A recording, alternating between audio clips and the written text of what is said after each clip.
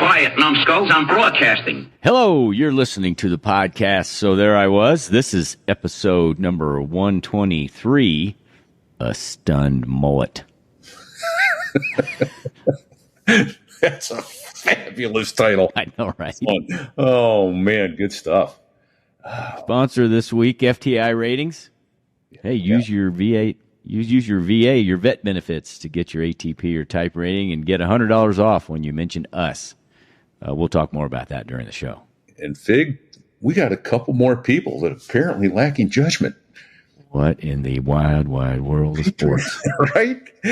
You folks are so generous. Thank you. New patron pilots this week. First of all, we've got Randall Ingalls, call sign. Laura. Thank you, Laura. Appreciate you, brother. You have, it's very humbling, but I love your call sign. There you go. And then Kevin Sonny, new call sign for Sonny. Burn. Sonny Burn. Thank you, Sonny. Appreciate that. Thank you, Sonny. Yes. And then now for the sixth time. Sal has had a six-time lack of judgment, 6-time aircraft commander. Woohoo! Whoa. Go, Sal. You are the you are he. You know what I'm saying. Wow. Exactly. Thank you, sir. Exactly. And one other thing here before we move on to some other show business, but we got another 5-star rating. Can you believe it? I can, because we're having so much fun doing this show. He says, best aviation podcast mixed with humor. Repeat and Fig have a great way of mixing humor and aviation stories. Great podcast, gents. And that's Mike 2282 from Australia. Thank you, Mike. I picked up on a slight bit of Australian accent there at the end, man. Nice. I'm working on it. Thank you for the 5-star rating, Mike 2282. Indeed. Shrimp on the bobby. Hey, we rarely tease upcoming guests. We talk about it a little bit now and then, but this one's going to be worth your while. If you go out and look for the book, Flying to Extremes by Dominique Prinet, Prinet. We have Dominique lined up to record this coming Monday with us. And, oh my God. I know, right? This man should have left the planet years ago. Decades ago, he should have left the planet. It's bush flying in the northern Canadian wilderness in the winter, 40 and 50 below. Yeah. Terrifying tales. Extreme conditions that humans are not supposed to be in. Ever. And the things that happened to this man, the getting lost, the getting stranded, the sinking of airplanes.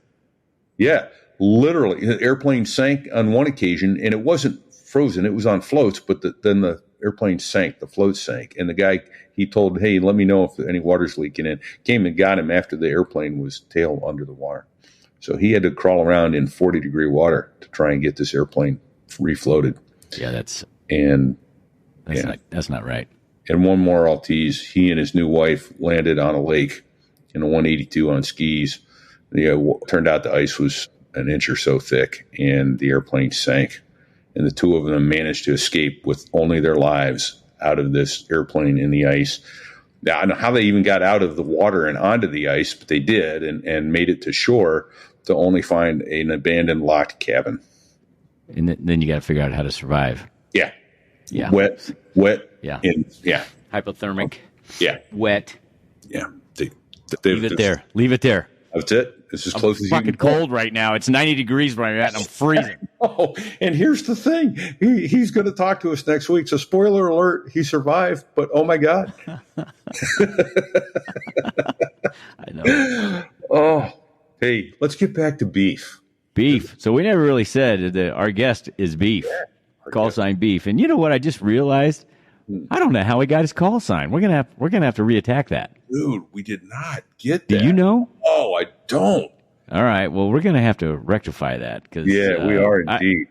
I realized that after the fact. And we didn't even put that in our Patreon extra this week, so we'll have to figure that out. Yeah, maybe we can get a digital copy and just read it. Oh, yeah, there we go. Hey, the other problem is the sound this week was less than ideal, and our apologies up front for that. The internet was kicking our ass. And so there's going to be times in there when there's awkward delays or we're walking over each other. I tried to fix as much of it in post as I could, but I'm not real happy with it. But the content is so good, it's still worth putting this show out. And so we'll go along that. But hey, remember Swede from episode 115? I'll kick your little pilot ass. Swede's brother-in-law. Swede's brother-in-law. Yeah, roommate from the Naval Academy. Ended up being his brother-in-law. That's a good story. It is. Hey, can you watch my sister for me? Can you keep an eye on my sister for me? He's still watching his sister, 35 still watching years his sister. That's right. Worked out pretty damn good. Yeah. And some other really good stuff, though. I mean, he was this close to quitting Annapolis to go ride motocross. Yeah, what? Yeah. Can you imagine? Yeah. I mean, what a storied career, too. I mean, you know, he was accepted to test pilot school. Now, not going to tell you how that went. Combat tours, and then, of course, boss of the Blue Angels. Boss of the Blues, the boss. And he was hamming when he was talking to the reporters. Because the reporters said he looked like a stunned mullet. I know. That's great. Oh, it's a great show title, too. It was. Yep. It was a great show. Beef, thank you for taking the time with us. We were thrilled to host you. We're sorry for the sound issues that came up. We really weren't trying to be bad hosts, I promise. But we had fun recording this show. And so I think you're going to have fun listening to it. What do you say we get out of the way and let them do it? Let's get out of the way. Let's do it. Hey, don't sit on the ejection seat. This here is a true story. Could end badly. Don't do it. About crossing the pond. You might need that. At night, in the world's smallest cockpit, on the tanker, through the weather. Oh, and to the tanker crew who did that, thanks a lot. We really appreciated that. I'm just kidding. No, I'm not.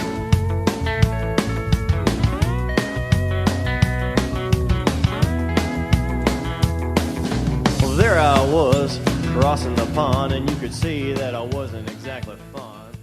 Well, there I was, 100 feet AGL, 390 knots. I was inverted in the forejet. My first flight with the Blue Angels, I was with Pepper in his back seat. Our canopy is literally 4 feet above Boss's nozzles, and Pepper's just chatting away about fishing. We're approaching the main gate at NAS Pensacola. He goes, yeah, you see that dock right over there? I was fishing with my son last night, caught some nice bass, and I'm like, Pepper, shut it. I do not care about your fishing right now. Fly the damn profile if you don't mind. So that was my introduction to the Blues in 2002. And that is how all great aviation tales begin. Oh, that is awesome. Greetings, everyone. Repeat here, coming to you from New Hampshire. My co-host, Fig, you're out of state. Hey, I am. I'm in cool, blustery Phoenix, Arizona for a couple more days. And wow, that's a great intro. Our guest today is Beef. Welcome, Beef. I can't wait to hear your story, sir. Good to be here with you guys. Thanks for the invite. Yeah, glad to have you. So we came across you going back to, I don't know, show 3 or 4 somewhere in there was Luke. So find Luke. I don't remember the name of that show, but he was roommates with Beef in flight school. And then another more recent guest who went by the name of Swede happens to be the brother-in-law of said naval aviator. So, well, how is it, though, that you got interested in flying airplanes? Well, you told me a story, Repeat, about somebody who got into the Marine Corps and found out after a year or two that they had jets. And I wasn't maybe that far removed from reality, but I grew up on Nantucket Island. I had a dirt bike. I went everywhere around the island on that thing. In the summers, I had a 13-foot Boston Whaler. I was out on the water every single day. And Mom had good judgment and thought I shouldn't get a conventional job like as a banker or something normal like that because I would be insane. So we started looking at the Naval Academy. Even though my dad, uncle, grandpa, and all them were all Army, we started looking at the Navy because we lived on an island and I had a boat. And when I found out they had jets in the Navy, I was like, well, that's the closest thing to riding a dirt bike, so that's what I'm going to do. Right? Wow. Very cool. Okay. And then I ended up rooming with Swede. And then we know how that worked out for you, which is actually pretty good, I think, in the long run. Yeah. So were you both freshman year roommates all the way through? No, I roomed with a varsity soccer player kid from New Jersey who was recruited to play soccer, Boomer, and then Yo joined us junior year. And so the three of us shared that 1 year together. And, of course, I had known his little sister since Parents' Weekend, since she was 15. But it was only junior year at the Army-Navy game when I got to hang out with her a little bit. You see, because Yo was on academic probation at the Naval Academy and had to ride the bus up on Saturday morning, go to the football game, and then come back. So he asked me to do something you should never ask another midshipman to do. And he goes, "Hey, my sister's coming down to the game. Will you take care of her for the weekend?" Yeah. So I was like, "Yeah, I can do that." Got you, and bro. After the weekend, I was like, "Nah, she's all right." Got you, bro. Got you covered. That's awesome. Yeah, go back and study. Yeah. Oh, that's funny. So thanks for that, Swede. There you go. Exactly. There you are. And 30-some years later, right? So, congratulations. 35. All right. Let me back up a little bit. As I recall, you had a conversation with your parents somewhere after your third class year about Yeah, that's right. possibly not continuing. Yeah, you can, up till the end of your sophomore year at the Naval Academy, you can leave and there's no obligation. So if you decide to pursue something else, you can just leave. But if you start the first day of your junior year, you're committed. And if you get kicked out or quit, you're going to the fleet for 5 years. So I called them up at the end of my sophomore year and I said, "Mom and Dad, I'm 21 years old. This is my time. I'm leaving the Naval Academy. I'm going to go be a professional motocross rider. It's now or never. I'm out." And my dad's words were not exactly suitable for the podcast, but he said words to the effect of, "Russ, when are you going to grow up and get out of the beep, bleep sandbox?" And I said, "Well, Dad, never." So, but they did Never. Right. somehow Never. talk me off the ledge. So I stayed. Oh, that's Well, I was awesome. serious. I'm glad they did. I'm sure you would have been a fantastic motocross racer, but I think Well, I this like to worked think out so. a little better. Yeah. Most likely a better path. And you got to go a little faster in the end. Sure did. So, very cool. Very cool. So you finished Naval Academy go right down to Pensacola for aviation indoc, and okay. Sure did. It was like Naval Academy South down there, all my buddies. That's when I roomed with Luke out in Gulf Breeze. And he had a 150-pound Great Dane puppy that we lived with, so it's just the three of us. Nice. A Great Dane puppy. Oh, that must have been work. That sounds like work. Yeah. So, all right. Well, we lived in an apartment with a small backyard, so you can Even better imagine. in an apartment. Oh, Yeah, it's like having a little horse. right. Yeah. Except they poop bigger, I think, but that's a whole nother I wasn't going to say it story. out loud, repeat, but yeah. That's okay. Big We're explicit and a rated. lot. Yeah, we travel a lot with friends that have it's a Scooby-Doo dog, giant Great Dane, and he doesn't know how big he is, but he leaves after effects the size of my dachshunds laying around. Yeah. Right on. Right on. So we got a comment and a question from John Hughes on Facebook, and he seems to recall you might have gotten a set of jump wings before you got out of the Naval Academy. Yeah, I did. You had the option to go down to Fort Benning and do jump school, and since my dad was in the Army and all that, I figured I was born in Fort Benning, so I figured I'd go check it out, and went down there and did a 3-week course and got my lead wings for the 5 jumps. And then for a joint duty tour 20 years later in my life, I was at the Joint Special Operations Command and got to jump with all those guys and did a lot more interesting jumps and get my gold wings. Jump off the ramp. Jumped off everything. Yeah, all kinds of interesting That's awesome. stuff. Yeah, that was a life-changing tour right there. No kidding. Oh, man. That's something I still haven't done and don't intend to do. It's kind of like riding in a helicopter. Not something I'm eager to try. Mm-hmm. But okay, so how many jumps did you wind up Yeah, getting? repeat, at this point in your life, I don't recommend it. He's 10 for your jump or for. No, not to worry. I'm not chomping at the bit to do that one. So very cool. So all right. Well, chat with us about flight school a little bit. What was that like? Any particular memorable events there? That, Yeah. Any Pretty highlights straightforward. from? So you did T-34s, T2s, and A4s somewhere. Yeah, I did. I went down to Beeville, and the first weekend I went down there, I didn't know it at the time, but it was Western Week, and so I went down there. I grew up in Massachusetts, right? So I drive down to Beeville, Texas. I got my jeans and a purplish polo shirt with the collar up because it was the '80s, And they take me to Western Week, and I was like, wow, these people really dress like that. They're all wearing damn boots and button-down shirts and hats, and there was some guy out at the rodeo center that was playing a guitar, and his name was George Strait. Never heard of him. And the girls are going nuts. And I'm like, what alternate reality here did I just drop into? But I found out later that it was Western Week, and they were celebrating their heritage, and it wasn't necessarily like that every day of the year. very nice. Very nice. What time frame would that have been? Was that 83, 84? That was 85. 85. I got my wings 85. in September of 85. Yeah.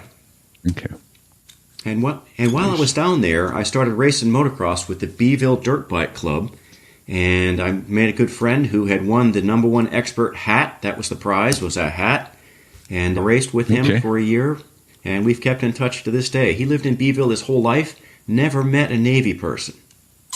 Till me. How is that possible? No. Wow, no kidding. I mean, because there's two things in Beeville. The downtown, which was steak and Mexican restaurants, and the air station. Yeah, I didn't know where you were going with that. But, Which is now a... Yeah, no, well... yeah. No, and now it's a prison, federal prison, is my understanding. It certainly is. Yep. Okay. Hey, can we back up a second, Beef? What's 2 for 7 night at the Naval Academy? 2 for 7. Oh, yeah. That's the thing I was telling you about. If you start the third year, you're committed for 7 years. So through training, through your 5-year obligations, about 7. So you show up first day of junior year. You completed 2 years. Now you're in for 7 You're more. hooked. Yep. Okay. Got it. Thank you. I was writing fiercely, and somehow that went right over my bald head. Oh, there you go. That reminds me of our friend Chemo, who was, I think it was Chemo, wasn't it? Who was the NavCad and had no idea what an E5 was, and he said, "You're gonna, he's in the NavCad program and he's looking out the window. He's talking to him. He's like, I don't know what an E5 is. He goes, see that guy picking cigarette butts up out on the street? Yeah, that's an E5. He goes, oh, there's incentive to stay in flight school, not to drop out of AOCS. So, yeah, there's that. Yeah, exactly. So, go ahead, Vic. I was going to ask Beef if he ever swapped paint or had his hand on the ejection handle during T2s or A4s when you're in Beeville. No, I was pretty straightforward. No, I didn't actually have anything scary. We did have an incident with one of my colleagues, which was unfortunate when I had just gotten there. So that kind of snaps you back to reality that this is kind of a no-shitter, huh? Oh, yeah. So, yeah. Oh, yeah. Okay.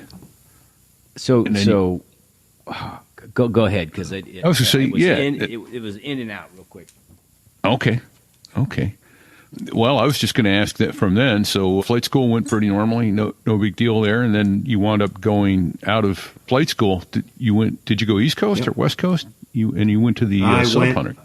I went to the S3 community I went to the RAG on the West Coast and was assigned to NES Cecil Field. So that wasn't my first choice. A bunch of us got sent to the S3 thing. And so my wife and my mom were coming down for winging. And I called my mom. I said, don't come down. I don't want you here for this. And I told Yuki she didn't have to marry me, so because I didn't want to do that. But as it turned out, I will tell you guys, that was just the most amazing tour. And some of my best friends of my entire life from the S3. I mean, so you're just kind of the fat kids of the air wing. And you go out for triple cycle, with 3 of your buds with box lunch and a couple of piss bags, and you go do your thing chasing Soviet submarines for 6 hours. You come back, to the ship at 4 in the morning, and bag a night trap. You get pretty tight with some of those guys. That's something. And so I was really thankful to have that experience, because then later when I went to the Hornet, boy, I'll tell you what, I sure did appreciate it, and I worked hard to get there. Not the same as getting it handed to you out of flight school. So I'm very thankful to have had that experience. Well, so let's back up a second. Speaking of flight school, did you have any flight experience at all before you checked into Pensacola? No, nothing. Never flew any damn thing. Okay, nothing. That's awesome, right? Yeah, right. Yeah. Right. That flew for very short periods of time without wings. Well, so that's the beauty of the program, that's isn't saying it? something right so, there. Yeah. The No, Navy's got to it's figure a it out. fantastic program, and what people I don't think understand, if you go down to the local airport and grab a flight instructor, and you're going to get in maybe a Cherokee or a 152 or a 172 or something like that, you start off in Navy flight school in a turboprop with retractable gear, does a couple hundred knots. It's not a it's a serious game. It's not. It's varsity ball. It's not crawl, walk, run. It's you start with a moderate sprint and then go from there. Exactly. Would be right. I mean, come on. Exactly. All Well, right. I'm sorry. Navy's to go been backwards, messing around. Navy's been messing around with various types of introductory flight training programs for the last 20 years, and I think it's kind of a mixed bag. But you look at the T6, it's 1,100 shaft horsepower, it's a 7G airplane, and goes 316 knots, so that's serious business. Yeah, that's serious. Absolutely.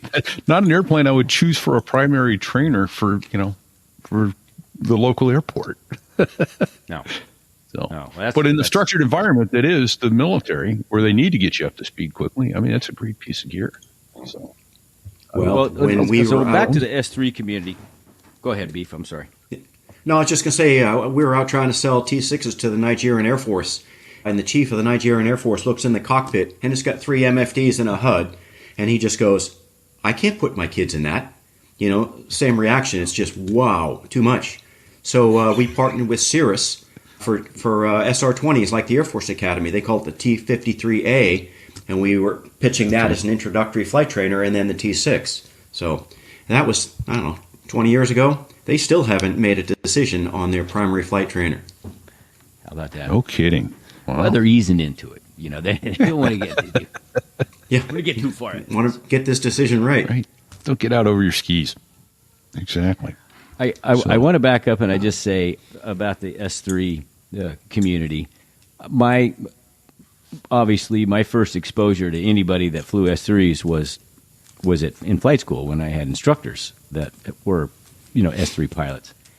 And I can say almost to a man, well, I can say man because back then there was like virtually no women, but let's say to an aviator, those guys that were S3 guys were probably some of the best rudder instructors I ever flew with. Talk about how you had to teach somebody how to fly the ball. Because I struggled with, when I went from the T2 to the A4, I struggled with trying to keep the ball on the lens, and I got a couple of extra sorties with an S3 guy, and he really locked me on, and I really appreciated that. I know you guys were excellent ball flyers. The other thing I'll that's add good to is hear. that you said it almost in passing, but I have found it to be true across my life thus far, is that when there's a little bit of adversity, or like you say, it isn't handed to you and you have to work for it, you appreciate things so much more. And I think you have a deeper appreciation for the people who are out there doing the things that aren't as glamorous, but they're still doing the best they can, being the best they can be, and doing a professional job. So hats off. We give each other grief across the various communities. The crap we get for flying Harriers, it's hilarious. Well, but that's because it doesn't do anything. Well, you're I spot walked on, right into Pete, that one, Fig. because Sorry. yeah, flying the Hoover, a lot of times you'll be doing AAA chops, Hoover, Hilo, Hawkeye, in the middle of the night. You may be the only guy coming back to the ship. And the airplane has got a giant wingspan, and it's slow. So it's easy for paddles to see everything that you're doing. You can't hide anything. So the folks tended to learn how to be pretty good ball flyers if you didn't want to be, a bottom feeder on the greenie board. Right. So Okay. Well, explain what that is real quick, please. What is a bottom feeder on the greenie board? Oh yeah, let's talk about that. Well, so in every ready room, in every shipboard squadron, there's a greenie board. It's a wall. It's a chart on the wall, and there's a line for each pilot. And every landing on the ship, of course, is graded. Best being a 4.0 or an OK pass, and various less good grades below that. And it's all on display in your ready room. So if you have a bad night and come back to the ship and fly a really below average pass, you got a big red blob up in that square that's going to be there for the whole line period. So there's a lot of peer pressure to not be that guy and to have a nice good streak of greens across the board, and be identified as one of the top ball flyers. Nice. Universal in the United States Navy. Okay. All right. Can I guess that were you in your first fleet squadron, WW Gulf War I kicked off, or was that a second fleet squadron? Fig, that's what was perfect about the transition when I did it. I did one full tour in the S3, so I did 2 full cruises in 3 years.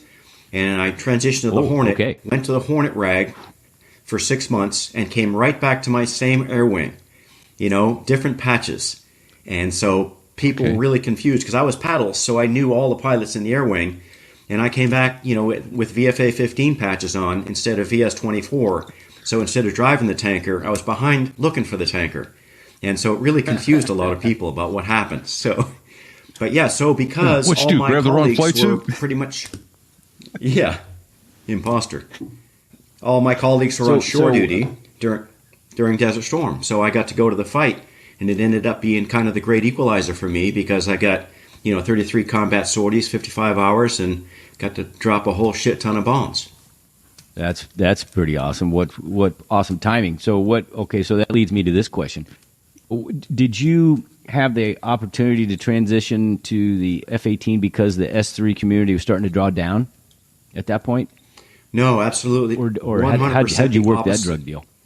Opposite of that. Okay. Nobody left the S3 community. They just upgraded to the S3B, made a big investment in the fleet and all that.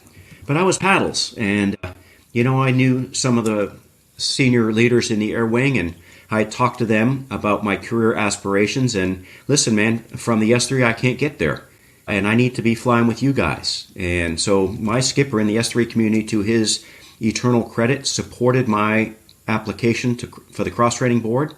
Meanwhile, I had an application into test pilot school, and the test pilot school application came back a week before the cross-training board. So I got a call from the detailer, and he goes, "Hey, congratulations, you got picked up for the NPS TPS program. You go to the PG school, get a master's, then go to test pilot school. This is awesome. You got to be super excited. You good?" And I was like, "Well, the cross-training board's in a week." Well, I know, you can't just tell the test pilot school, wait a week. You got something else. You can't. No, well, tell them I'm on debt. I'm in Fallon, and I'm unavailable. And so, to his credit, I don't care he what did. you tell them, but it's good to get. Right. Oh, that's great. And so That is the cross-training outstanding. board happened. I called in, and a little old lady in tennis shoes, I said, "Yeah, it's Lieutenant Bartlett." And she goes, "Bartlett, approved VFA." "What does it say?" "What?" "Read the social, And she goes, "Approved VFA." And I was like, "You got to be kidding me." So that was it. It was a done deal. And, the test pilot people were TPS? not happy. No, thank you. But So that's a big thing. Because I would've you been got back- selected for. I'm sorry. yeah, I've got a little delay We've here. got a terrible delay. that was- That's that was a big deal. Keep cutting you off. Okay. That is a big deal. Just getting selected for. I put in for test pilot school every year, and they just laughed at me in the Marine Corps. They laughed at me. It's probably a good thing. Still laughing at you, Fig. What a choice! We're laughing with you, Fig. Laughing with you. And brother. obviously, I think I know you don't. You have zero regrets of your choice, picking. How your career went. Obviously, you wanted that really bad. The Hornet. I did want it really transition. bad. It was the easiest decision I've ever made because even though going to the test pilot school and getting a master's in aero would have been awesome, 5 years later, I'd be right overhead the ship driving the tanker around in circles at 6,000 feet. So it was a no-brainer to me. So, yeah, one of the guys in the ready room, when the thing came out and said test pilot school selectees, was in the Navy Times, he cut out this picture of a Hornet, and he highlighted my name for test pilot school, and he says, "No thanks, I'll take one of these," and put it up in the ready room. So, yeah, that was a no-brainer. That's awesome. So you were in your fleet squadron when Desert Storm kicked off, right? Yeah, sure was. VFA 15. That's awesome. VFA. Oh, hey, before I could query you more about Desert Storm, you used the term paddles, and we know what it means. Could you just define paddles for our I mentioned earlier that listeners? That every landing on the boat is graded. It's graded by the guys who stand on a platform on the side of the landing area and help you get safely aboard. So when it's bad weather or the deck's moving around or you're having a tough night, it's really priceless to have some trusted agents on the side of the back of the ship helping you get aboard. And so they're called paddles because back in the day they would literally hold paddles up to signal to you visually where you were on glide slope and lineup. So I did that for 3 or 4 years, and that's how I got to know a lot of the leadership around the air wing. So great experience. Excellent. Okay. So let's go to the Gulf War for a little bit. Did you do 2 full tours in the Hornet, or what was your path after that? Because at some point you became interested, obviously, in the blues, and as I recall in our pre-conversation, you were a little reluctant to even apply for it, right? Yeah, as a junior officer, there was no way that the blues were in the cards for me because I was already late getting to the Hornet community because of my S3 tour. So I did the VFA 15 Desert Storm. I did 2.5 years there. Went to VFA 106 as a Hornet instructor pilot, and then went straight to my department head tour. So I did 3 tours in a row in the cockpit. And basically got caught up, in the Hornet. Nice. Okay. That's practically unheard of in the Marine Corps, getting 3 tours in a row. Yeah. Yeah. So you were definitely sitting under a shining star was shining on you. That's nice. Any memorable Desert Storm stories? Well, my first sortie during Desert Storm was a day hop, which is stupid anyway. And, we had 6 Mark 83s on each jet. I was a turning spare, and it was a day strike into the northern part of Kuwait. And I'm sitting over there right in front of the island. I'm all turned up, jet's good. And one of the guys from our sister squadron, Rooster, was on the cat, and his jet goes down, and he's pounding the canopy going, "No!" And they spin him off. The yellow shirt comes running over to me, and he goes, "Are you up?" And, as a turning spare for a Hornet, you never go flying because the jet rarely breaks. So, right. You're kind of mentally at a different place. And he comes over and says, "Are you up?" And I'm like, "Yeah, I'm up." And I'm like, "Holy, I'm going." And so, taxi to the cat. It's 90 seconds later, it's real. Yeah. So, day strike, there's a division, there's 4 of us, we each roll in, drop our bombs, come off, chaff, haul ass back to the tanker. Everybody's got 2,000 pounds of gas in the jet. We're all lined up on the left side going, I'm bingo, and everybody relax, go take 2,000 pounds, get back in line, take another 2,000, and we all got enough gas to get back to the boat.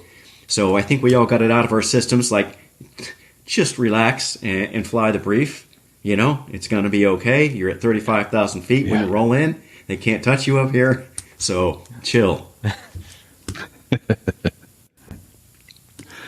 That's nice. That's an attention getter. First sortie, daytime. God, all that drag. Yeah. Yeah. So we switched to nights mostly after that, which, yeah. Awesome. I'll jump in. We switched to nights mostly and continued that way for pretty much the rest of the... after 10 days, the Iraqis didn't come out anymore. They stopped locking us up with surface-to-air missiles. You're flying twice a day, every day. It was like flying over Florida. You knew the landmarks. you knew what to expect, and you knew you come back and you're going to get a cheeseburger or pizza and go do it again. So it was actually a lot of fun. Yeah, that was the good old days. That was a good old shooting war right there that everybody needed to go to at least once. Yeah. Well, I'm going to throw a name out real quick. Mongo, Nick Mangello. Was he by chance in your wing?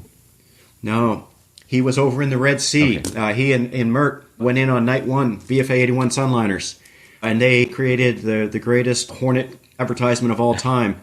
They had already switched to air to ground. They're getting ready to roll in with their 2 Mark 84s each, and the E2 is screaming at him, on your nose, 25 miles, hot, hostile, and finally at 15 miles got their attention. They both go air to air, whoosh, whoosh, off come 2 missiles and kill, 2 Iraqi MiGs, switch back to air to ground and roll in, drop bombs and go back to the ship.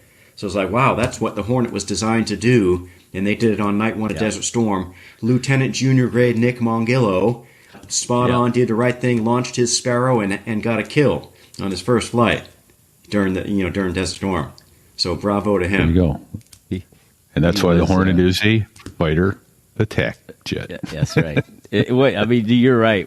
You couldn't have made an advertisement that good. The way that worked. No, that's incredible. Yeah. That's incredible. Mongo was a Sir grad in VT-19, and so he was my on wing when I came through T2s. Oh, nice. Very cool. Yeah, what a letdown to go from become a famous SMIG killer. I just knew there was something special about him, but I thought it was because he had like a Cro-Magnon eyebrow and he dragged his knuckles everywhere he went. I just thought that was, but no, he's a MiG killer now and will always be for all eternity. God bless us. Mongo MiG killer. God bless his little big heart. Nice. All right. Well, what started? I got to ask, what started dragging you in the direction of the Blues? And in fact, here, let me back up a little bit. We'll tease that. Say what started you going in the direction of the Blue Angels, and we'll take a moment to thank FTI for helping to bring this show and every show to you folks. So when we come back, if you'll chat with us about how it is you got pulled in the direction of the Blue Angels. Hey everyone, today we're diving into something that all you aspiring airline pilots and those needing an ATP or a type certificate will want to tune into. Flight Training International, or FTIratings.com. Since its inception in 1993, FTI has been dedicated to elevating the standards of pilot training. That's right, Fig, but FTI isn't your ordinary flight school.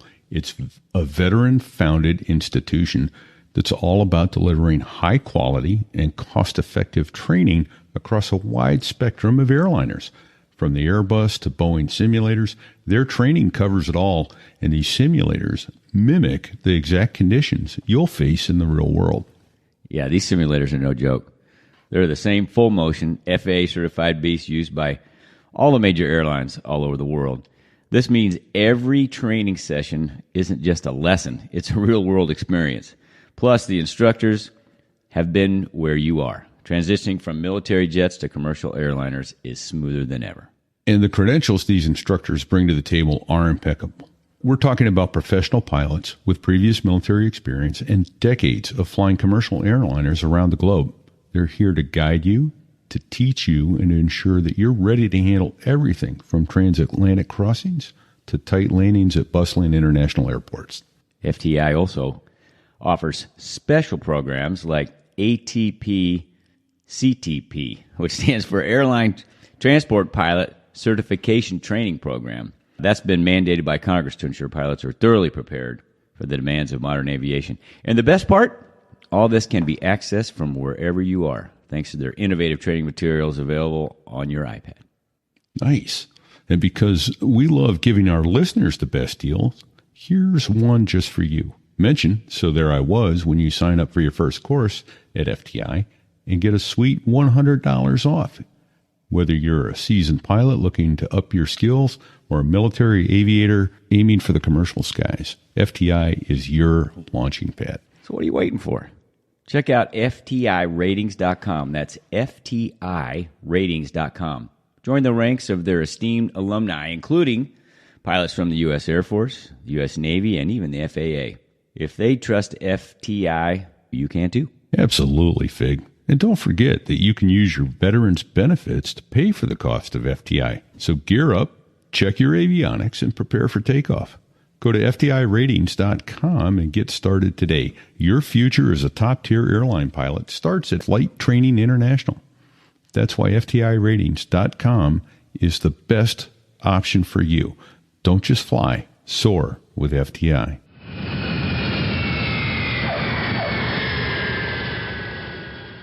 Thank you, FTI, for continuing to support the show. We deeply appreciate it. I will briefly mention an admin thing here, and that's just that we're tending to walk on each other a little bit today. It just comes back down to, for whatever reason, we're all experiencing an internet lag. So apologies when we're walking on you, Beef. We're not trying to be rude hosts, I promise. So He is. I'm not. yeah, well, okay, there you go. Sounds good. So yeah, let's get into how you got into the blues and what was that process like, and what were your expectations? What were the highlights and lowlights? Talk to us about that whole process, if you would, please, sir. It was never even anything I considered, to be perfectly honest with you, Repeat. I mean, I went to Japan for my command tour, and, Blood Driscoll was the DCAG. He was boss 98, 99, and he encouraged me at one point to put in a package, and I felt like I didn't have time. I needed to get on with it and get to a CAG job and blah, blah, blah. And he goes, just put the damn thing in and see what happens. So I did. So go back 10 years. We were in Fort Bragg. My wife bought a Blue Angels G.I. Joe doll at the Fort Bragg Exchange and hid it, never showed it to me. And until 12 years later when I got selected, and then she busted it out. And said, Yo and I have been talking about this for a long time. Glad it worked out. But anyway, I put my packet in, and I got invited. I got invited to finalist week, and there were 6 of us who were selected to come down to Corpus Christi to the Chief of Naval Aviation Training for a 2-day finalist interview for the boss job. And I told her before I left Japan, I said, there's 2 guys in the United States Navy who I hope are not finalists with me, because they are clearly the right guys for this job. And they were, of course, both finalists with me. So, I thought my odds were low going in, but I had thought about it a lot. I prepared a lot. I was going to Bill Clinton my way through this interview and tell them what I wanted to tell them, whether they asked me the questions or not, and tell my sea stories. And so did that, felt good about it. And at the end of the 2-day process, they collected us all together, the 6 finalists, the guys from the board, and the admiral was in charge of it. And this was literally a 90-second meeting. And he goes, thank you all for coming. You've all done great things in naval aviation, and I'm sure you'll continue to do so. We've made our decision, the next Blue Angels boss. And as he's talking, he's looking around the room, and he made uncomfortable eye contact with me 3 times. And I was like, either A, I'm the guy, or B, I'm a freaking clown, and I have no right being in this room with these guys. And I had no idea which one it was. But he goes, we've made our selection. The next Blues boss is Commander Russ Bartlett. He goes, Beef, go to my office, call the team. They're waiting to hear from you. Call your wife in Japan. I know it's 3 in the morning, but she's going to want to hear from you. And we'll see you down in the lobby. KRIS Channel 3 is down there for your first interview. You got 15 minutes. See you there. And he goes, son, your life just changed in ways you cannot yet comprehend. And he was spot on. Oh my God. 15 minutes to prepare for your first interview. Here's a fire hose. Have a sip. Whoa. Yeah. That is awesome. So the Pensacola News Journal was also there. And on the front page of the Pensacola News Journal, there's a picture of me talking to Channel 3 from Corpus Christi. And it says, Commander Bartlett has the look of a stunned mullet as he is informed that he's the next Blue Angels boss. I was like, all right, stunned mullet. Love it. Oh, my gosh. I think we just got a show title there, a stunned mullet. What year was that, Beef? What year was your selection to be the boss? It was April of 2002 for the 2003 season. April 2002. Okay. And so for 2003. Okay. Wow. So that Is that different? That's a different timeline than the rest of the team, is it not? Yeah, it's a totally different timeline, a totally different process because it's a totally different skill set. The wingmen and the support officers will rush the team. They'll show up for air shows on weekends and get to know the team. Team gets to know them, and all that. That's the way that works. For the boss, it's a completely different thing. It's done through the Bureau of Personnel. Your job is to be the commanding officer and to fly profiles, right? And the wingmen are taught to fly formation and do all the magic that they do. So yeah, it's a different game and a different selection process altogether. Thank you for that. I'm intimately familiar with the wingman process. I went through that unsuccessfully, as you can probably imagine. However, I had no idea the process, how that went. So that's pretty cool. I was telling Beef yesterday, and I don't know if you were there or not. We were talking about, what's the hardest place to fly in the blues? Is it the, lead solo, opposing solo, slot, left wing, right wing, that sort of thing? And she said, no, I think it's the boss. And as you put it, would you restate how you put that yesterday about good days and bad days? Yeah, well, you asked me where's the hardest place to fly, and in my brain I said Chicago, because you're between the buildings and it's windy. But what you were implying was what position in the formation. And again, there are different skill sets, but to be the boss, if you have a good day, the team might have a good day. But if you don't have a good day, there's no way the team's having a good day, because they're counting on you to fly predictable, consistent profiles day in and day out under different weather conditions in a different city every weekend. And that's just hard. And so you got to really, check your ego at the door, be willing to take a beating every day from people much junior to you who have been there and done that. Maybe not your specific job, but they know what it's like and what it's supposed to look like. And, the number two, the right wingman, has to train the boss to do a job that number two's never done. So there's a whole lot of, well, I don't know what to tell you, boss, but that ain't it. Okay. So along those lines, if that wasn't the hardest part, what was the hardest part? But the criticism that comes with the debrief, and it's not to belittle you. Obviously, the team is seeking to make themselves better, seeking perfection every time. But how hard is that to get past your own ego and go, okay, I got to check that at the door and do that? What's that process like?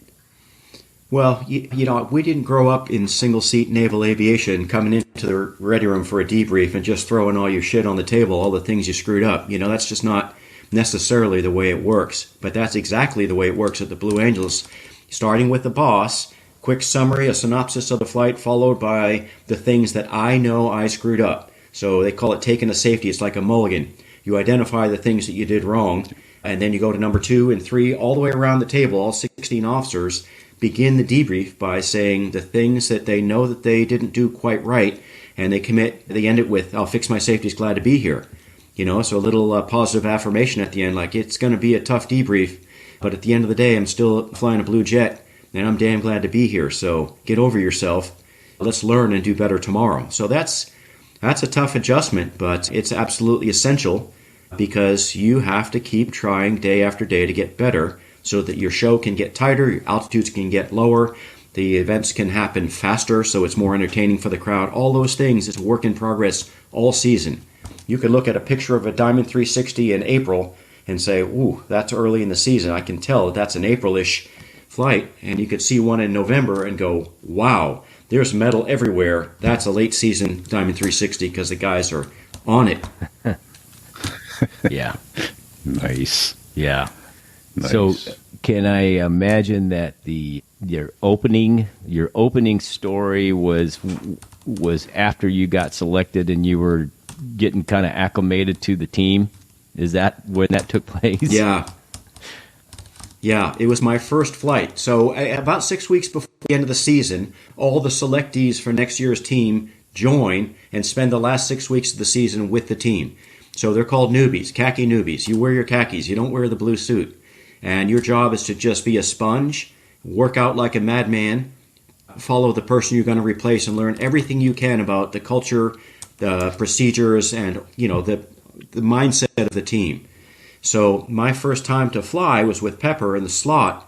Put the 7-jet in the slot so there was 2 seats. I was in the trunk. And as soon as we rotated on takeoff at Pensacola, wherever, I don't remember, but, he puts a big old yaw and it starts moving over to get in position. I was like, there's just freaking tires everywhere. I'm going, holy crap, dude, you out of your mind? What are you doing? And so it's like, and then off you go, right into the takeoff loop. So it's like, wow, this is varsity. This is gonna be a thing to figure out. Right? Terrifying in a way. But this is happening right now. Right? Oh my gosh.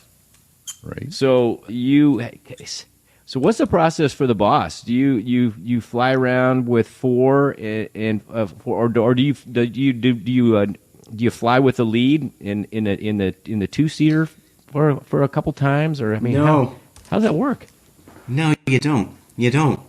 Because for a couple of reasons. One is my boss never flies the 2-seater, because it's different and it's got a bigger canopy and it's different. And we don't like different. Okay. Different is bad. So boss always flies the single-seater, preferably the same jet you flew for 2 years. I flew the same jet for 2 years, all except 2 sorties in 2 years.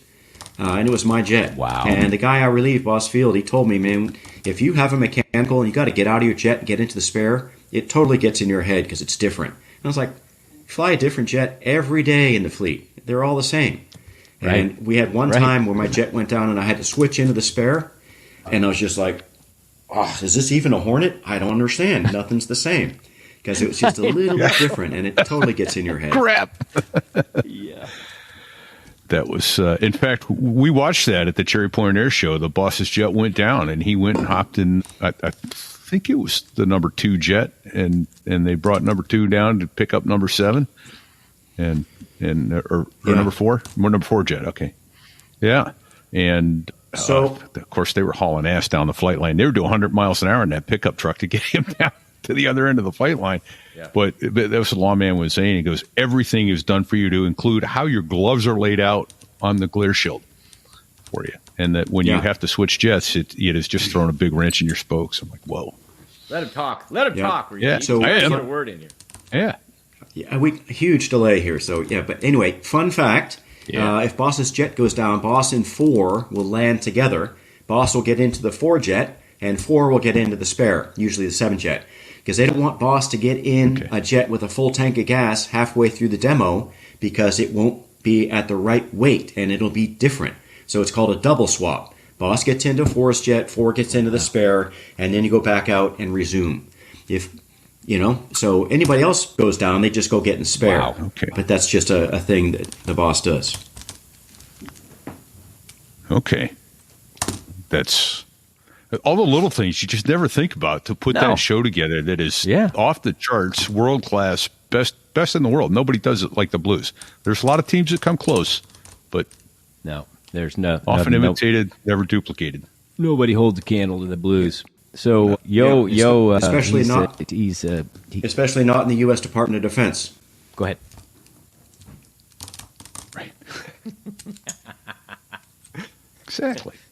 Hey, can you speak to the sibling rivalry between the Blue Angels and the Thunderbirds at all? I mean, you guys have a little cross talk from time to time, right? Where you get together and do a swap at an air show or something. Can you talk about that? Sure. So when I was with the team 0304, we didn't do very much with the Thunderbirds, and we weren't very culturally aligned with them. We were much closer to the Snowbirds up in Canada. And so actually when we had a big reunion show in Pensacola, the Thunderbirds and the Snowbirds were there. The Thunderbirds were scheduled to fly first. They canceled for weather. The Blues went up and flew a thing, and the Snowbirds went up and flew a thing. Flew their show. And since the Snowbirds have a 2-seater and they fly a 9-ship demo, all of us got to fly with our counterparts in their airplanes. You got to watch their demo from the inside, which was amazing. And to fly around with the Snowbirds boss and to see what was going on back there was like, yikes, that's a lot of ugly. And so when we're done with the demo, he goes, "Hey, I'm going to go smoke the beach. We're going to go fly up and down Pensacola Beach." And I was like, No. We didn't talk to anybody about this. You just can't take a 9-plane up and down Pensacola Beach just because you feel like it. And he's like, "I'm Canadian. What are they going to do?" So it's like, oh no. So we go out 100 feet, smoke on, go 20 miles up the beach, turn around and come back, come into the break, and I was like, oh boy, I'm going to hear about that. Yeah, sure enough. But it's all right because he's Canadian. Yeah. I tried to tell him. He said, "I don't care." That's right. Ground him. Oh man. It's like our buddy Julio in our squadron who was with the Spanish Navy. He used to cut the corner across Mexico going into Yuma all the time. And then he'd get in an argument with the Mexican controllers on guard in Spanish. So I'm Spanish. What are you going to do to me? Nothing you can do. One more thing. During 2020, when COVID shut the world down, one of the first casualties was the air show industry. And so the Blues and the Thunderbirds were grounded, and they did something really innovative, and that's they got together and created a Super Delta with all 12 airplanes, and they went and flew flybys at cities all over the country to say thank you to medical professionals and first responders. And in the history of the two teams, this was the first time they had ever met in El Centro and trained together for 10 days and flew in each other's jets and exchanged lessons learned and best practices. And honestly, both teams got better, both demos got better, and it was so valuable they've continued to do it every year since then. So a super unexpected outcome for something that was just making, lemons into lemonade during COVID. I had no idea. Neither did I. That's outstanding news. Yeah. Oh. Obviously, they didn't fly over Kansas City. Very I would have impressive. known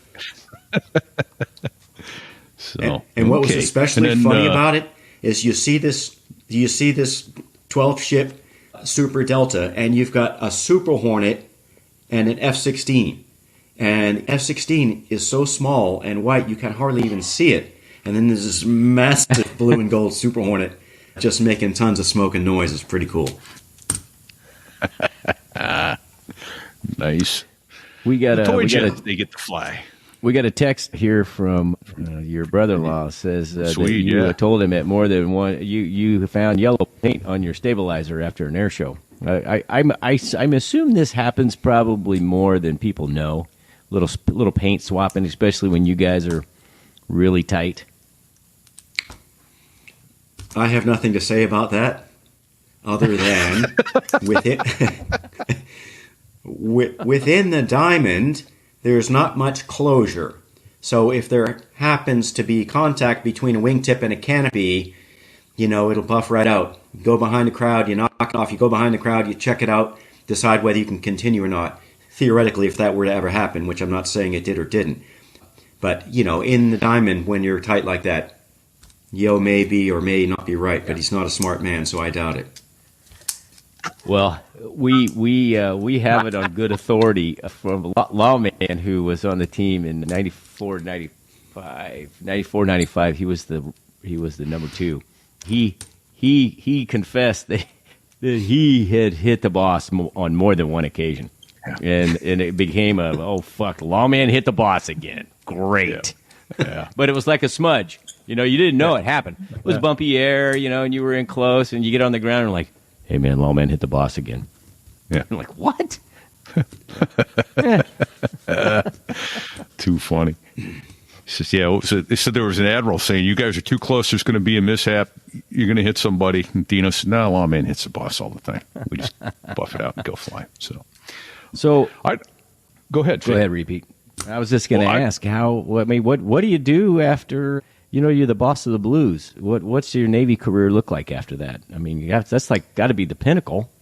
Or did you go on to be the commanding officer of an aircraft carrier or something like that? Yeah, I'd like to actually put that on hold because I just want to stay with the Blues for one last question, but it's a non-flying question. And obviously, everybody we've talked to that's been associated says it's the most outstanding organization they've ever been with. Things are really tight, really good. But I've got to assume that somehow, like any other military unit, you've got your 10%. Okay, maybe 5%. Did you ever experience any of that? And did you ever have any discipline problems with the Blues, or was it self-policing from the staff NCO levels on down? Were the shops that good that they took care of it before it ever got to you? Well, first And of all, I hope that's not too much of an embarrassment question. If you want to not answer it, I get it. But no, I mean, the selection process for the troops and for the officers is, it's very comprehensive. And so you talk to a lot of people, and then if you're a finalist, you spend a lot of time with the team. So we have a pretty good idea of who we're getting on the team. And it's not the flying skills. You don't just go out and recruit the best pilots, because basically it's just repetition. And you can take an average naval aviator and teach him or her to fly the demo. It's not that hard. It's just repetition. But what you can't teach is for them to be a good person and someone you want to spend 300 days a year in a rental car with, or someone that can have a really tough flight, but you can count on them to go to the crowd line and put their game face on and be a really good representative of the Navy and the Marine Corps. So that's what we're looking for, is character and commitment, and then we'll build in the competence. So no, we didn't have a whole lot of issues with discipline, because you kind of know who you're getting, and you have to set the tone as the boss and the leaders up front, because anything that goes wrong, a DUI or behind closed doors, something bad, it's a catastrophe for the Blues and their mission, because it's all about public affairs, public relations, and recruiting. And you can't afford to have a screw-up like that when you're in such a high-profile organization. So they're pretty locked down and pretty squared away on the road, and that's really important. No, that's outstanding. Okay, that makes sense. The screening process get you there up front. So okay, I defer back to you, Fig. Yeah. So what's after the Blues, after a career like that? That's awesome. Well, on a Saturday, November of 2004, I fly the last demo. My last day as a rock star. We have change command the next day, and I'm out. And 1 week later, I'm in the basement of the Pentagon making slides for admirals. So it's the circle of life, I guess. No good deed goes unpunished. And so I was on the Quadrennial Defense Review Cell with 22 other post-command commanders. A 2-star Sponge Walsh was in charge of ex-Blue Angel. And we were doing every 4 years Quadrennial Defense Review. And the highlight of my day would be when the phone rings and it's an 850 area code, and I was like, that's Pensacola, and it would be Axel, who was my replacement as the boss. And he'd be like, Beef, I can't figure out the Diamond 360. And I'd scoot my chair back, I'd get down in my crouch, and I'd be like, all right, I'm with you. Let me talk you through this. And for 5 minutes, I got to be back, and coaching Axel for just a minute. Nice. And I'll put up a picture here, but my guess is you're pretty good friends with that team to this day. Yeah, these are a couple of alumni who's from in the picture? Long before. So Gucci's the guy in the blue shirt. He was a solo pilot in the 90s. He's now on the speaker circuit. He's been out there for 20 years. He's doing amazing work. Next to him in the white shirt is Boss Dom. He's an ex-boss from 99-ish time frame. I work with him on the road in our speaking careers, and that's me on the right. And it's an end-of-season air show. So if there's one show of the year we all try to get to, it's end of season, so it's a big reunion. And this year, for example, is a change command year as well, so boss will be turning over to the next boss, Gilligan. So it's a big deal to get together with your friends. It's a tight-knit group, and it's something really special that you share with them, so it's fun to celebrate at the end of the season. Nice. And once a blue, always a blue, huh? Very cool. Okay, well, I took it to the Pentagon and then back to the team. Sorry. So I'm taking us all over the place. So you retired from the Navy after your Pentagon tour? Is that right, Beef? The Pentagon thing was only a year. After that, I went to the Navy International Programs Office at my request, and that's the group that does all the foreign military sales. So if the combatant commander in PACOM, for example, says, hey, I need the Philippines to have, F-16s or something, we'd be the office or the Air Force counterpart that makes those things happen. So it was kind of a look at the business side of the Navy, how we equip our partners, coalition partners, things like that. So the ultimate transition job, in my opinion, because you get to know folks in the industry, you get some connections, you get to know how it works, and that's how ultimately I ended up going to Beechcraft out in Wichita, building the T-6 trainer for the Navy and the Air Force. Okay. And then, before that, though, you mentioned that you got to do some jumping. Was that a JSOC tour you said you did? Where you got to jump Yeah, some I did more? my joint. That was Yep, I did my joint duty tour at the Joint Special Operations Command at Fort Bragg, and spent just under 2 years with those guys. And I mentioned earlier, it's kind of a game changer, kind of a life changer, because it makes you watch the news differently. Because you're doing stuff, and then they say, "Hey, NATO forces did this or that," and it's like, I guess yeah, but we do some amazing stuff out there that we don't talk about. I'm just going to leave it at that. Right. Very cool. how many jumps does it take to get the gold jump wings? I honestly can't remember whether it was 10 or 20 or something. I don't know, but I got about 25 with JSOC. While I was there, I asked them to send me to Halo School, the high altitude, low opening, with the SEALs. Yep. And the chief of staff, who ended up becoming a 4-star, he just looks at me and he goes, "Are you shitting me right now? $250,000 to send you to Halo School. You're a naval aviator. You're leaving here in a year. A, so it's not relevant to you. And B, $250,000? Are you shitting me? No." So Yeah. I tried. Yeah, well, but this is how he spends his time here for those watching, Yeah. doing well, the it's nose wheel groundbreaking. on us. What? So is that a normal braking technique for a road bike? Yeah. Because I'm not It- really familiar with that beef. It is for me. So That looks There you like go. a really nice way for me to have to do dental work if I tried that. lots of it. So he's on a my bike gosh. up on the nose gear, and then It's threshold braking, Fig. You get the front brake just to the tire starting to howl, squeeze the tank, and stand it up on the front tire. And you look over at the camera and you go, like that. It's just what you do. It would be that would be a split second before I endoed. Right. No. there's the thumbs up. That's a great picture. Are you wearing football receiver gloves in that picture? Yes, we are. Good eye. They are very sticky, right? So that the guy can, reach up Yeah. and grab a football with one hand. So they also work really well in the cockpit. You got a 40-pound spring on the stick, so you're doing a 40-pound curl Yeah. the whole time. Using those gloves really Yeah. helps you hold the stick so you don't have to grip so tight because the glove helps you hold on to the stick. So magic kidding. wearing those things in the cockpit. Excellent. Oh man, who the first guy that Don't figured know that that. out was? That's awesome. Genius. All these secret tricks of the trade. Genius. Super Right, genius. right. Yes. And I think we talked about it ever so briefly. Would you cover again why there's that 40-pound bungee on the stick, pulling the stick forward? Why would you do that to yourself? Well, the guys early on figured out that if you're pushing and pulling like we normally fly formation, forward, back, left, right, there's a certain null in the flight controls, plus you're using two different muscle groups, right? Triceps, biceps.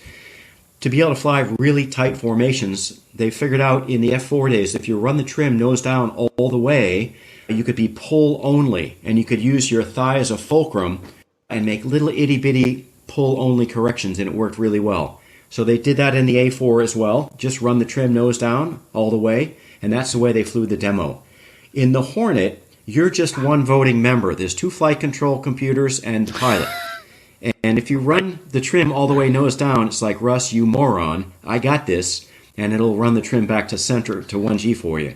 So the guys at the test pilot school figured out if you just put a spring on the stick, attach it to the firewall, and it pulls the stick forward with 40 pounds of force, you can get the same effect and fool the flight control computers because they don't know what's going on. So that's why we do that, so you can make those little itty-bitty corrections and use your thigh as a fulcrum, which is also why the team doesn't wear G-suits, because that inflation and deflation under your right forearm would be absolutely unacceptable, making unintended control inputs Movement. when you can least afford to have that.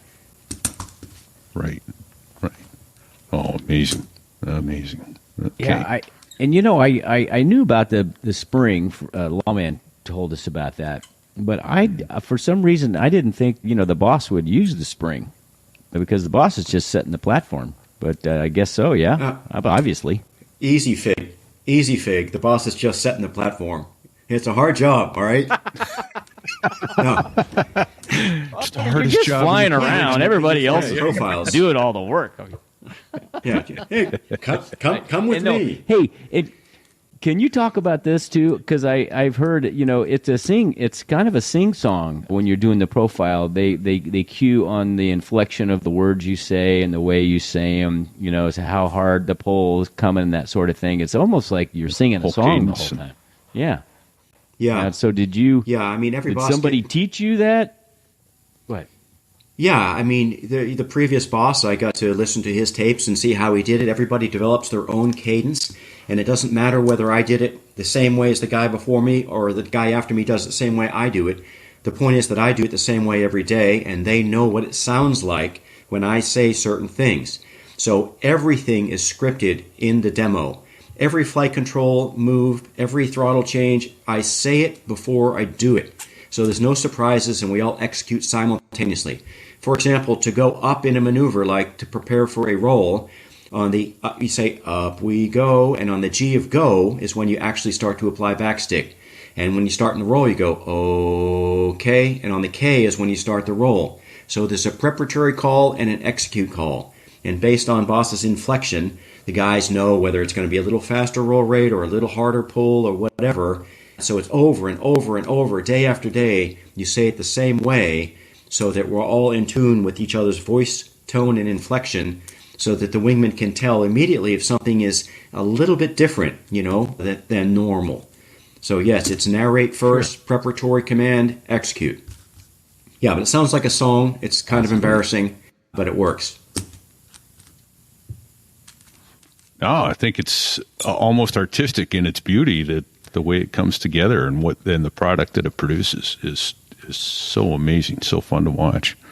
So nobody ever called my narration artistic, but I'll take it.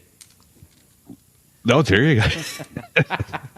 Oh, do it. So, all right. So you went to Beechcraft for a little bit, and you said you took the T6 across the ocean a couple times.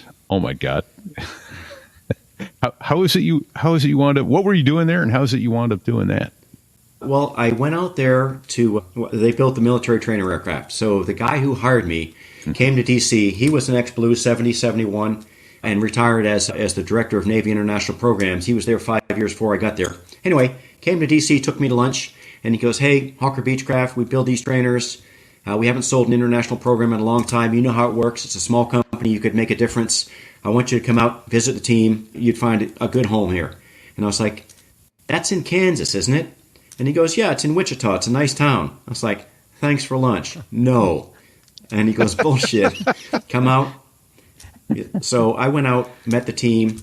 Great opportunity. Told my wife, "We're not dropping anchor in Wichita, Kansas. Let's go for 2 years. We'll get some experience, and then we'll move on." Except we dropped anchor in Wichita, Kansas, and lived there for 8 years, longest we've ever lived anywhere in our existence. So, but it was awesome. So I did business development for 4 years, and then I was the president of the company for the last 4 years. We had a production line. We built about 60 airplanes a year. And so I got a bunch of flight time in the T6. Okay. Probably brand new T6s. Yeah. Smelled like a new car. Absolutely. Yeah. And then, you're back on the East Coast now, and you've started your own company called Centerpoint? Centerpoint Leadership. Centerpoint I spent 12 years. I spent 12 years with the Beechcraft / Textron family. A couple of years at Command Aerospace up in Connecticut, and I left them about a year ago. And now I'm out on the road speaking, leveraging some Blue Angels best practices to talk about high-performance teams, world-class culture based on trust and transparency, things like that, and just absolutely living the dream and loving it. That's fantastic. So if you know somebody, well, thank you for your service. Keynote address or some coaching. Right. So the clients that you're aiming for, I'm assuming, are any kind of corporate team building, those sorts of things. What's your main focus, I guess? The groups that I really enjoy working with are young professionals or aspiring leaders. So that's a group that just really resonates with me, and the messages, the team building, the personal excellence, all those things from the Blue Angels really resonate with those folks. And they're early in their career, so I think it can be potentially really impactful. I work with seasoned executives too, because I've spent, for the last 15 years in corporate leadership roles. So I think one of my discriminators is taking the Blue Angels experience, testing, tweaking, and validating those things in industry, and being able to, talk about things that you can apply in your industry or personal civilian life that are leveraging Blue Angels best practices to make you, the best at what you do. So a lot of fun, getting good feedback from folks I work with, and absolutely loving it. Nice. Okay. So if someone wants to find you and get you to come speak, centerpointleadership.com? Centerpoint-leadership.com. Centerpoint with a dash, leadership.com. Yep. Okay. That's it. Awesome. Perfect. Well, that's awesome. Well, we are humbled that you joined us. Thank you so much, Beef. Fig, you got any other? I will think of 6 questions as soon as we end this. Thank you for your service, Beef, and what a great naval aviation career you've had. I'm questioning your judgment. I'm looking at some of these pictures. You're sitting on a crotch rocket. I know you probably drove that nice and slow. You're doing I don't know, you don't call them front wheelies. There's a technical term for that, braking on one. And that picture right there looks like it was taken right out of Officer and a Gentleman. Right? You look like Richard Gere that was graduation day. With Young. Really? Yeah. Look at it. That brand new ensign with a young May hottie on the 25th. back seat. 1983. Wow. Yeah, that young hottie is Swede's sister and is also my wife. But yeah, that was graduation day. Yeah. How about that? Good for you. Yep. Man. Awesome. Well played, sir. Well played. Well played. Yeah, indeed. So, all right. Well, thank you for your service. We're deeply grateful that the country got to make use of your talents and leadership. Well, you guys too. A couple other thank yous we need to get out there, Fig. We've got to thank, of course, Dave Hamilton over at backbeatmedia.com. Handles advertising for us. Dave has 3 shows of his own, the Mac Geek Gab, the Gig Gab, and the Business Brain. Check those shows out. Maybe someone would want to share this show and give us a 5-star rating. How would one go about that, sir? So there I was .us/rate. And if you can't give us a 5-star rating, tell us what would make it a 5-star rating. Because we're trainable. Well, that too. Yeah. And if you can throw money at us and you want to see some extra content, go to therewas.us/Patreon, where as little as $5 a month support gets us extra videos to you. So, and we're deeply grateful to all the people who share their hard-earned money with us. Go to the merch store, get some good merch. We've got some good stuff out there. Like, I don't know. What's that, Fig? Well, that's the So There I Was bikini, which it's still bikini seasoned. And, if you have the right kind of body to wear the bikini, it would look really good on you because it's a So There I Was bikini. Absolutely. And I think that's about it. I'm probably forgetting 1 or 2 things. Don't have the checklist, and my brain is in slow mode these last couple days. But we'll get there. There's 2 more people I think we need to thank. That's the music of the Dos Gringos, the 2 Air Force F-16 pilots that make the Air Force sound real good. They do indeed. The Dos Gringos. Count them 1, count them 2. Unos dos Gringos. A lot of good music, a lot of fun. We enjoyed having them on the show. We're grateful they let us use their music. Quick thanks to but neither Styx nor Bago could make it today, but we appreciate when they can come along and produce. Deeply grateful for that.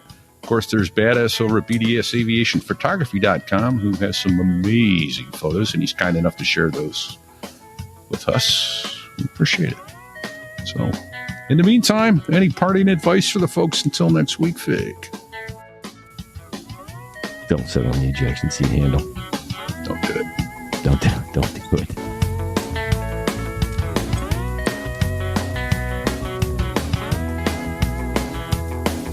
Well, there I was, crossing the pond, and you could see that I wasn't exactly fond of all the shit I was wearing on that day. Now an F-16 is cramped enough, but it's even worse with all that stuff supposed to save your life. But we knew there was no way. 'Cause when you're going down the North Atlantic, man, it's over. What? He said sober. Mistakes were made. I blame society. We are out.